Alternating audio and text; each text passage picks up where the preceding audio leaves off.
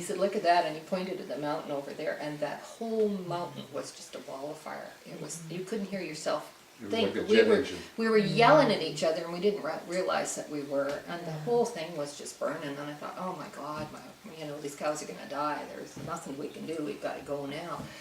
It was a situation where we knew our house was gone.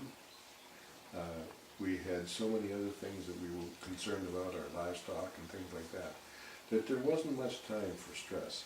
So we were pretty level-headed, and he said, you should think about getting a modular home, because he said, we love ours. So he said, I've driven by one place, and there's a home that I kind of like, you should go and have a look at. And that's a basic design, and you can alter it. So we went down, and we bought that house in the same day. Yeah, that was great. So 5 days. And that was good. That was Yeah. good emotionally and mentally, because we had a plan. We created a plan, we had a house. In 5 days, we had a house. We knew what we were doing. And I think, in hindsight, that was probably the best thing we did, because we knew a lot of people that, 3 months after the fire, still hadn't decided if they were gonna build a house, buy a house, move. And I think that was probably really hard on people. But we had an advantage in the fact that we saw the place burn. We knew it was burned right off the bat. We stayed in the area assisting, so we knew what the area looked like, what the devastation was to the area, what the state was of all the organizations and the people. And then we bought a house right away. So all of our plans were all there. And because we bought our house so early, we were one of the first one to be looking for contractors and people to do things. So when we contacted these people, they were all free to do it. But the longer people waited, then the more delays they had and the harder it became. And I think that was a huge, huge emotional thing for a lot of people, and I know, and trying to get some of the people just to make their decision. You've got to make a decision. You can't sit in the yard and look at a burned out house. What are you going to do? That's right. Yeah. So, and some people just are moving. I'm going somewhere else. Don't want to live here anymore. It's yucky. Okay, well, at least you have a plan. Yes. So, Yeah. so for us, and I think for us, the other thing is that kept, for me, I know, was the fact that we had all these animals. We had all these dogs. A couple of them were ancient, needed care. We had all these horses. We had all the cattle. And our focus was we had to get pens built for our animals so they could come home. We had to get a calving barn up because the cows were going to start calving at the beginning of the year. To get a dog pen up so the dogs didn't have to live in the truck. Describe how it felt to look and see that your house was burning.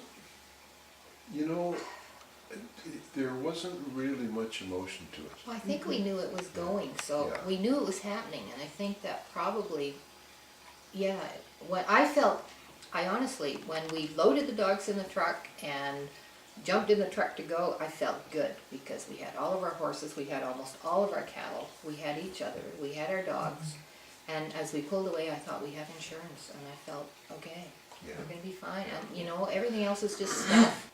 And what's important is all here in this truck. And, I think that was probably, we left feeling good. We weren't leaving thinking, oh my God, our house is burning down. We left feeling we've done what we can and it's good. And I think that was... And it was fait accompli. Yeah, it was just a good thing. There was no mystery to it. Yes. It was gone. Yeah. And so... So that's why I say I think it would have been far worse to have evacuated than have been sitting in Kamloops wondering, did we burn down, didn't we burn down? The Salvation Army went above and beyond. They were absolutely unbelievable people. And, I cannot walk by one of their kettles now without putting money in it. They were really, really compassionate and understanding, and there every minute of the day to help. And that meant a lot to all of us. Yeah, I think it was for me it was a lesson in humanity and what people are willing to do for their fellow man and what they're willing to extend in one way or another, whether they're giving you a pan or they're giving you a fingernail brush or they're giving you boxes and boxes and boxes of goodies. I mean, it was amazing how much give there was in people. In fact, it was overwhelming. It was embarrassing. We were embarrassed because we felt you know, I don't know, you haven't done anything to earn it, but here it is, all this stuff, and it was absolutely wonderful, and every time I use that towel or that pan or whatever, I think about those people, which was pretty amazing. So when the Mennonites came, that was good, because they were able to embrace people and extend a hand and say, come with me, you know, or I'll give you a hand, or, well, I can clean up your yard for you. Life is precious. The people you love are precious. If you have animals and you love them, they're precious. But all that stuff that you've gathered is exactly that. It is just stuff. And although there are days when I think, oh, I lost that, I don't need to go there, because we're here, we're happy.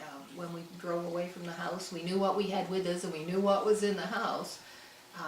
But they were memories, you know, you could get a lot of stuff from your parents or gifts or whatever that you keep because they're memories, but there are memories, and they probably didn't mean a whole lot to anybody else, but to us they did. But we have the memories, so we really didn't need the item.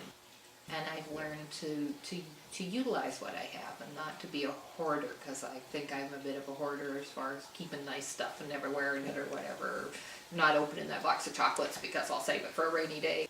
Don't open that bottle of fancy wine, we'll save it for a rainy day until we burn it up or whatever, pop the cork that way, you know. So I think I've learned more to utilize and to appreciate things more maybe, but to realize that that's not what's important. I think that, and the other thing that we both really agreed upon was that it brings home the fact that you've got to smell the roses. You have to take time to sit back and smell the roses, and not make every day be hard work and stress and go, go, go, and keeping up with the Joneses or putting the money in the bank or whatever. There's times when you have to just appreciate life for life, you know, and if that means packing a picnic and walking up the hill and looking at the scenery, or, you know, holding hands on the porch or whatever, that's something that we both said, you really realize what's important, and that you have to just be glad that you are alive and that you're going forward. And I think that was a biggie for both of us.